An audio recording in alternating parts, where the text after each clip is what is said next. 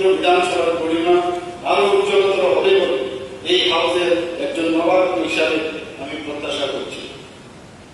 এইভাবে গণতন্ত্র আরো সুদৃঢ় হবে এবং এমনটাই আমাদের সকলের কাম্য, এটাই আমার বিশ্বাস। এই হাউসের জনস্বার্থ ও জনগণের সমস্যা নিয়ে বাস্তব পরিপ্রেক্ষিতে গঠনমূলক আলোচনা হবে, এটা খুব প্রত্যাশিত। সরকারের প্রচলে থাকা এই সকল সমস্যা নিরসনে রাজ্য সরকার সদর্থক পদক্ষেপ নেয়। আমি এটাও বিশ্বাস করি যে পবিত্র বিধানসভা কার্য পরিচালনার ক্ষেত্রে বরাবরই এই হাউসের সকল সম্মানিত সদস্যা মাননীয় অধ্যক্ষকে পূর্ণ সহযোগিতা করে আসছেন এবং আগামী দিনেও এই হাউসের পবিত্রতা ও মর্যাদা রক্ষার অঙ্গীকার নিয়ে নিজ নিজ অবস্থান থেকে আমাদের দায়িত্ব পালন করব।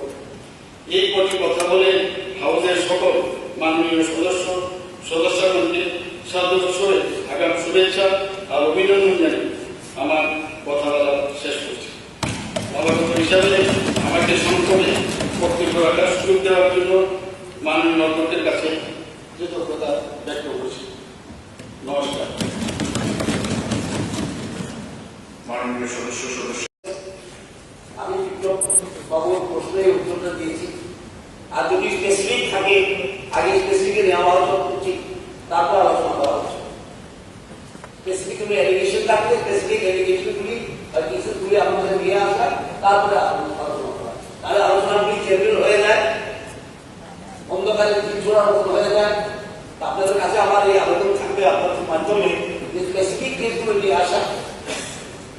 কোনো কোনো ক্ষেত্রে কোনো জায়গায় সেটা একটা কি বলে বেগ আইডিয়া, কোনো জায়গায় কোনো ব্যক্তি কোনো সত্যটাই জেনারেল আলোচনা আপনি নিয়ে আসবেন স্পেসিফিক কেস আমি দেখে দেবো। কিন্তু আমরা চাই গরিব মানুষই ভোট চাই, প্রকল্পটাই সেটা,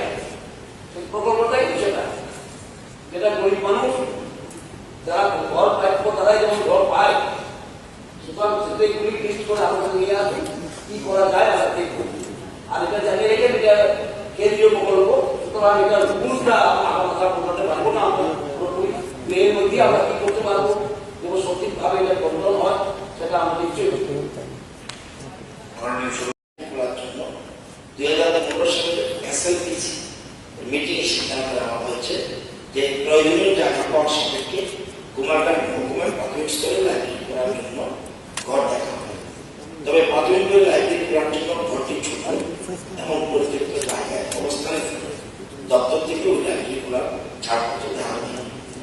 তবু কুমারঘাট মহকুমার লাইব্রেরি স্থাপন জন্য প্রয়োজনীয় জায়গায় সংস্থার 22-23 ভিলেজে অর্থ হচ্ছে অবশ্যই লাইব্রেরিগুলোর দপ্তর মধ্যে নেওয়া হয়েছে। এখানে পর্টিকুলার কুমারঘাট মহকুমা নিতে হচ্ছে। তো সেখানে আমরা আমাদের যে 26টা লাইব্রেরি আছে 23টা মহকুমা কাভার করছে, 5টা মহকুমা কাভার করে তবু টিচার্স আমরা নেই। আপাতত আমরা ঠিক করেছি যে পরিক্রমা কুমারঘাট হবে, যদিও কুমারঘাটের জন্য আমাদের আলাদা চিন্তা রয়েছে এবং বিধানসভা ভিত্তিক করতে পারলাম বিষয়টা। এবং ইদানিং একটা জিনিস খুব ভালো জিনিস লক্ষ্য করা গেছে, শিক্ষার প্রতি মানুষের আগ্রহ হয়েছে। এটা একটা ভালো সাইন, যেটা আমাদের সদস্য বিধানসভা বলেছেন যে চায় না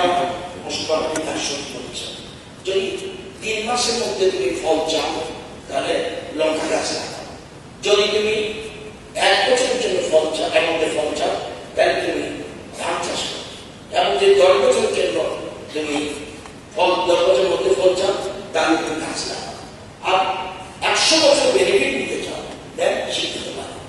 এই জিনিসটা এখানে ডিমান্ড করতে আমি খুশি যে বিভিন্ন সদস্যরা উঠিয়ে নিচ্ছেন যে পাবলিক লাইব্রেরি। আপাতত আমরা চিরাই মহকুমা কাভার করছি, আর কাভার করছি গন্ডাছড়া মহকুমা, গন্ডাছড়া মহকুমা আমরা কাভার করছি, আর কাভার করছি আরেকটা কাভার করছি আমরা কোনটা জানি গন্ডাছড়া।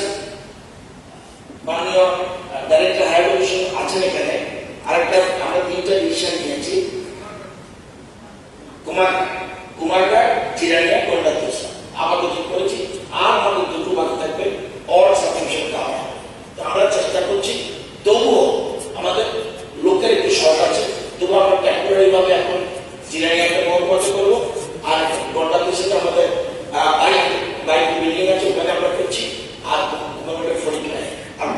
জন্য আমরা আলাদা